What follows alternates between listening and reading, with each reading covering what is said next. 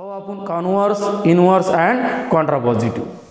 Problem depend on converse, inverse and contrapositive. आता जर आपल्याला कॉन्ट्रापॉझिटिव्हचा अभ्यास करायचा असेल किंवा इनव्हर्सचा अभ्यास करायचा असेल तर पहिली कंडिशन दिलेला प्रॉब्लेम हा P इम्प्लाइज Q मध्ये असला पाहिजे. जर P इम्प्लाइज Q मध्ये असेल तरच तुम्हाला त्याचा कॉन्व्हर्स लिहिता येतो, तरच त्याचा इनव्हर्स लिहिला जातो, तरच त्याचा कॉन्ट्रापॉझिटिव्ह लिहिला जातो. P implies Q चा converse. What is the converse of P implies Q? Is Q implies P. Is very easy. म्हणजे तुम्हाला कॉन्व्हर्स, इनव्हर्स, कॉन्ट्रापॉझिटिव्ह लिहायचा असेल तर दिलेला प्रॉब्लेम हा P implies Q या फॉर्ममध्ये असल्याशिवाय प्रॉब्लेम तयार करता येणार नाही. मग P implies Q चा कॉन्व्हर्स कोण असेल? Q implies P. चालेल, सिंपल डेफिनेशन आहे. What is the inverse of P implies Q? Negation P implies negation Q. What is the contrapositive of P implies Q? Negation Q implies negation P. म्हणजेच P implies Q चा converse काय असेल? Q implies P. P implies Q चा inverse काय असेल? Negation P implies negation Q. याचा contrapositive काय असेल? Negation Q implies negation P. म्हणजेच काय असेल पहा, तुम्हाला कॉन्व्हर्स, इनव्हर्स, कॉन्ट्रापॉझिटिव्ह जर राईट करायचा असेल तर दिलेला प्रॉब्लेम हा P implies Q मध्ये असला पाहिजे. P implies Q मध्ये काय असेल? थेरॉटिकल प्रॉब्लेम म्हणजे दोन स्टेटमेंट जर लॉजिकल कनेक्टेटिव्ह इफ देन जर जॉईन केलेला असेल तर अशाच प्रॉब्लेमला आपण इम्प्लाइज किंवा इम्प्लिकेशन किंवा असे वन वे असं आपण त्या ठिकाणी म्हणतो. तर या ठिकाणी आपल्याला एक नोट लक्षात ठेवायची आहे. For converse, inverse and contrapositive problem in the form of implication. ही नोट ऑलरेडी अगोदर सांगितलेली तुम्हाला. दुसरी नोट कोणची पहा, it is not possible in and or double implication and negation. म्हणजेच कॉन्व्हर्स, इनव्हर्स, कॉन्ट्रापॉझिटिव्हचा अँड ऑर डबल इम्प्लिकेशन्स आणि निगेशनवर काहीही परिणाम होणार नाही. म्हणजे आपल्याला कॉन्व्हर्स, इनव्हर्स, कॉन्ट्रापॉझिटिव्ह फक्त P implies Q चाच राईट करायचा आहे. तर चला, आपल्यासमोर प्रश्न दिलेला आहे, write the converse, inverse and contrapositive of the following. तुम्ही आता रिव्हिजन करूनच घेतलेली आहे की आपल्याला कॉन्व्हर्स, इनव्हर्स, कॉन्ट्रापॉझिटिव्ह जर पाहिजे असेल तर दिलेला प्रॉब्लेम इम्प्लिकेशनमध्ये असला पाहिजे. आता मला इथं दिलेलं आहे, write the converse, inverse and contrapositive of the following. 3 मार्कासाठी मला प्रश्न विचारलेला असेल तर याच्यामध्ये असलेली रिक्वायरमेंट्स काय असते पहा. प्रॉब्लेम नंबर पहा पहिले first, if parrots are green then crows are black. आता या प्रॉब्लेमला जर एक्झाममध्ये लिहायचं असेल तर पहिले याच्यापासून P तयार करा. P कसा तयार होईल पहा, पॅरोट्स आर ग्रीन. Q कोण असेल तुमचा? Crows are black. पहिली कंडिशन दिलेल्या कंपाऊंड स्टेटमेंटमधून P आणि Q सेपरेट करा. P आला पॅरोट्स आर ग्रीन, Q काय आला तुमचा? Crows are black. बरोबर. म्हणजे दिलेल्या प्रॉब्लेममध्ये सुरुवातीला P आणि Q सेपरेट केल्यानंतर आता तुम्हाला काय करायचं, दिलेल्या प्रॉब्लेमचा सिम्बॉल रिप्रेझेंट करायचा. आता या कंपाऊंड स्टेटमेंटमध्ये इफ आणि देन असल्यामुळे याचा सिम्बॉल येणार तुमचा P implies Q. काय आणायचा सिम्बॉल तुमचा? P implies Q. कारण की ज्या ज्या वाक्यामध्ये इफ देन असेल अशा वाक्यामध्ये आपण काय करणार, त्या ठिकाणी P implies Q न जॉईन करणार. हे एक स्टेटमेंट आणि ही स्टेटमेंट इफ देननं जॉईन केल्यामुळे या ठिकाणी P implies Q येणार. म्हणजे याचा सिम्बॉल काय आला? P implies Q. पहिली स्टेप P Q सेपरेट केला, सिम्बॉल लिहिला. आता त्यांच्या स्टेटमेंट लिहायचे आहे. कशा पहा, converse of P implies Q is Q implies P. Converse of P implies Q is Q implies P. म्हणजे P implies Q चा कॉन्व्हर्स कोणाला? Q implies P. आता तुम्हाला थेरॉटिकल वाक्य लिहायचं. Q कोण आहे पहा? Crows are black. P कोण आहे? Parrots are green. वाक्य तयार काय होईल? If crows are black then parrots are green. If crows are black then parrots are green. हे झालं तुमचं कॉन्व्हर्स. आता आपल्याला इनव्हर्स तयार करायचं आहे. काय असेल inverse of P implies Q is negation P implies negation Q. Negation P काय असेल? P काय पहा, पॅरोट्स आर ग्रीन. याचं निगेशन काय असेल? Parrots are not green. Q काय आहे? Crows are black. याचं निगेशन काय आहे? Crows are not black. आता पहा, इनव्हर्समध्ये काय असेल? If parrots are not green then crows are not black. म्हणजे हा झाला तुमचा कॉन्व्हर्स, हा झाला इनव्हर्स. आता तुम्हाला कॉन्ट्रापॉझिटिव्हचा अभ्यास करायचा आहे.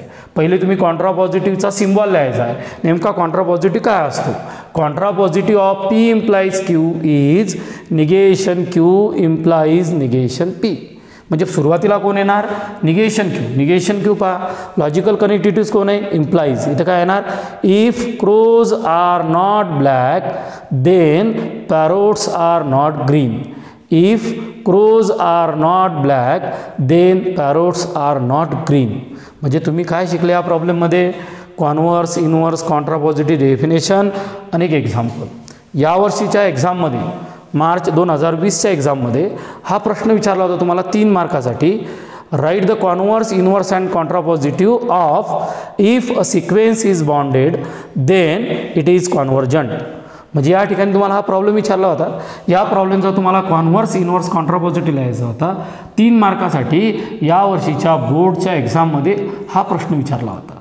तर पहिले काय असेल पहा नियम, दिलेल्या प्रॉब्लेममधला पी वेगळा करा, क्यू वेगळा करा, सिम्बॉल तयार करा. सिम्बॉल तयार केल्यानंतर कॉन्व्हर्सची डेफिनेशन, इनव्हर्सची डेफिनेशन, कॉन्ट्रापॉझिटिव्ह डेफिनेशन.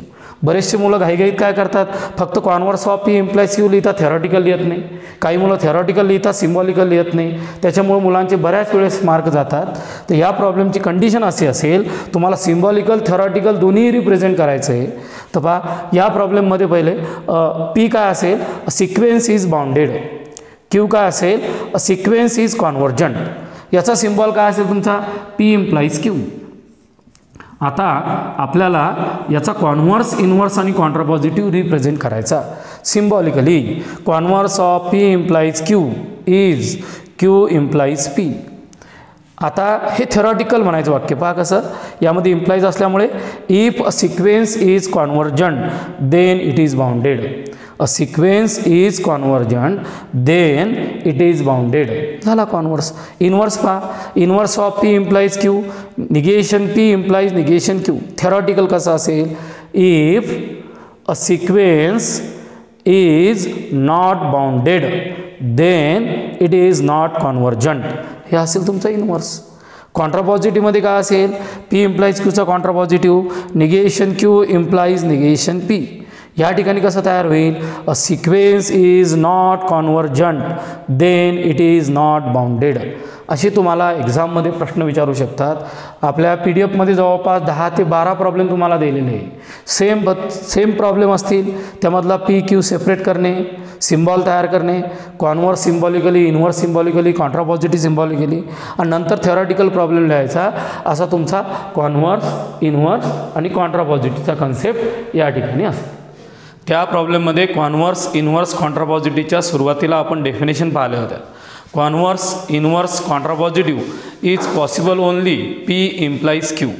आता आपण कॉन्व्हर्स, इनव्हर्स, कॉन्ट्रापॉझिटिव्हचा तिसऱ्या एक्झाम्पलला सुरुवात करणार आहे. तिसरं एक्झाम्पल कोणतं असेल पहा आपलं, if a function is differentiable then it is continuous. मार्च 2018च्या एक्झामला 3 मार्काला हा प्रश्न विचारला होता.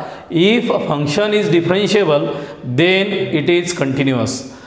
या प्रॉब्लेमला जे 3 मार्काचं डिस्ट्रीब्युशन असते त्यासाठी काही नियम आहे. पहिले सुरुवातीला पी आणि क्यू वेगळा तयार करा, सिम्बॉल तयार करा, नंतर कॉन्व्हर्स, इनव्हर्स, कॉन्ट्रापॉझिटिव्हच्या सिम्बॉलिकल डेफिनेशन लिहा, नंतर थेरॉटिकल तुम्हाला पूर्ण प्रॉब्लेम रिप्रेझेंट करायचा आहे.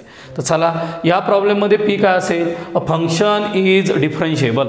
काय असेल P, a function is differentiable. Q काय तुमचा, अ फंक्शन इज कंटिन्युअस.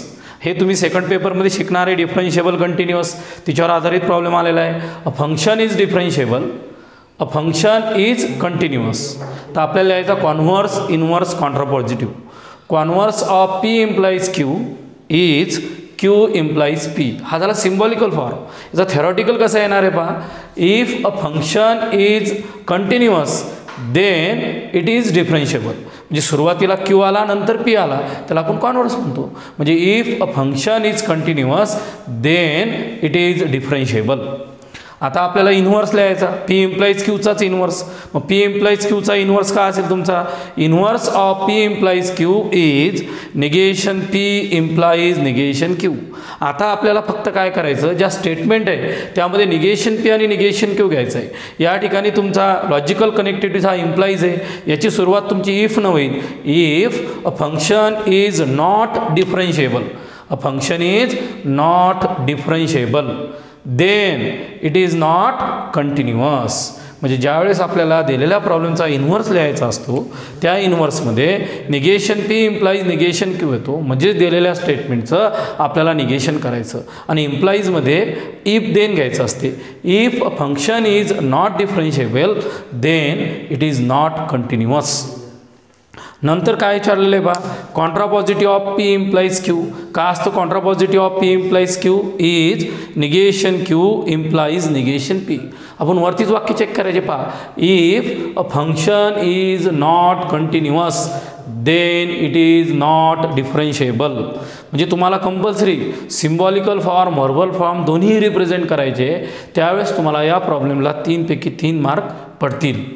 आता आपण या ठिकाणी चौथा एक्झाम्पल होमवर्कमध्ये दिलेलं आहे. एक 5वं एक्झाम्पल शिकणार आहे पहा. 5व्या एक्झाम्पलमध्ये निगेशन लिहिताना थोडं लक्ष द्यायचं आहे. If x less than y then x square less than y square. आता या वाक्यामध्ये सुद्धा पहिले पी आणि क्यू सेपरेट करा. पी कोण आहे तुमचा x less than Y, Q कोण आहे तुमचा x square less than y square. आता आपल्याला काय करायचं, त्याचा कॉन्व्हर्स इनव्हर्स कॉन्ट्रापॉझिटिव्ह लिहायचा आहे. चला converse of P implies q काय असेल, क्यू इम्प्लाइज पी. म्हणजे सुरुवात कशापासून करायची, क्यू पासून. कसं असेल तुमचं बा, if x square less than y square then x less than y. आता याचाच इन्व्हर्स कसा रिप्रेझेंट करतात, inverse of P implies Q is negation P implies negation Q. आता मला या वाक्याचा इन्व्हर्स लिहायचा असेल तर मी सुरुवातीला निगेशन पी घेणार, नंतर देन नंतर निगेशन क्यू घेणार. कसे असेल पहा, याचा निगेशन एक्स लेस दॅन वायचं निगेशन का असेल, x greater than or equal to y. X square less than y स्क्वेअरचं निगेशन काय असेल, x square greater than or equal to y square. हे निगेशनमधला डिफरन्स आहे. या ठिकाणी पहा इन्व्हर्समध्ये काय येईल, if x greater than or equal to y then x square greater than or equal to y square. या एक्झाम्पलमध्ये एक्स लेस दॅन वायचं निगेशन काय आहे, x greater than or equal to y. X square less than y स्क्वेअरचं negation काय आहे, x square greater than or equal to y square. तर चला कॉन्व्हर्सही तयार झाला, इन्व्हर्स तयार झाला, कॉन्ट्रापॉझिटिव्ह तयार करायचा आहे. Contrapositive of P implies q काय असेल, is negation P implies negation q. Means काय असेल पहा, if x square greater than or equal to y square then x greater than or equal to y. हा असेल त्याचा contrapositive. That is converse, inverse आणि contrapositive. एक्झाममध्ये कधी कधी काय करतात ते कॉन्व्हर्स इन्व्हर्स कॉन्ट्रापॉझिटिव्हचं 3 मार्काला विचारलं तर कधी कधी 1 मार्काला विचारतात, write the inverse, write the contrapositive, write the inverse, write the converse contrapositive and inverse. म्हणजे त्याचा जो सिक्वेन्स असतो तो बदलतात. मुलं काय करतात, कॉन्व्हर्स इन्व्हर्स कॉन्ट्रापॉझिटिव्ह पाठ करतात, त्याच्यानुसार लिहितात. पण कधी कधी 1 किंवा 2 मार्काला मल्टिपल चॉईस जर विचारलेला असेल तर त्यावेळेस तो डायरेक्ट सांगू शकतो कॉन्ट्रापॉझिटिव्ह रिप्रेझेंट करा, इन्व्हर्स रिप्रेझेंट करा, कॉन्व्हर्स रिप्रेझेंट करा. तर अशा वेळेस आपल्या लक्षात राहिलं पाहिजे की कॉन्व्हर्स कोणचा असेल, इन्व्हर्स कोणचा असेल, कॉन्ट्रापॉझिटिव्ह कोणचा असेल. आपल्याला रँडमसुद्धा लिहिता आले पाहिजे. कधी कधी काही काही एक्झाम्पलमध्ये पहिला कॉन्ट्रापॉझिटिव्ह लिहायचा, नंतर कॉन्व्हर्स लिहायचा, नंतर इन्व्हर्स लिहायचा. म्हणजे आपलं कन्फ्युजिंग त्या ठिकाणी अवॉइड होईल. हे लक्षात ठेवायचं आवर्जून. एक्झाममध्ये असंच केलं जाते की 1 मार्का किंवा 2 मार्काचा प्रश्न ज्यावेळेस विचारला जातो त्यावेळेस सिक्वेन्समध्ये कॉन्व्हर्स इन्व्हर्स कॉन्ट्रापॉझिटिव्ह नाही विचारत. कधी विचारतात इन्व्हर्स, कधी विचारतात कॉन्ट्रापॉझिटिव्ह. असे याच्यात तुम्हाला जवळपास 10 ते 12 एक्झाम्पल दिलेले आहे. आपण 3 एक्झाम्पल कव्हर केलेले. 5व्या नंबरचं एक्झाम्पल वेगळं होतं. डबल एक आपण 10 नंबरचं एक्झाम्पल घेऊ. केअरफुली ऑब्झर्व करा. if f of 2 is equal to 0 then f of x is divisible by x minus 2. Double repeat करतो या ठिकाणी. याचा जर आपल्याला कॉन्व्हर्स इन्व्हर्स कॉन्ट्रापॉझिटिव्ह लिहायचं असेल तर rule number first, write the value, write P and Q. Rule number second, write the definition of converse inverse contrapositive. Rule number third, write theoretical form. बस ओके. पहा, P f of 2 not equal to 0, Q f of x divisible by x minus 2. आता या ठिकाणी what is the converse of P implies Q, converse of P implies Q is Q implies P. म्हणजे कसं वाक्य असेल पहा, if f of x is divisible by x minus 2 then f of 2 must be equal to 0. हा converse आला. आपण काय करू, असं इमॅजिन करू बा एक्झाममध्ये आपल्याला डायरेक्ट कॉन्ट्रापॉझिटिव्ह विचारलेलं आहे. त्यामध्ये नियम तोच, 2 मार्काचा असेल तरी पी सेपरेट करा, क्यू सेपरेट करा.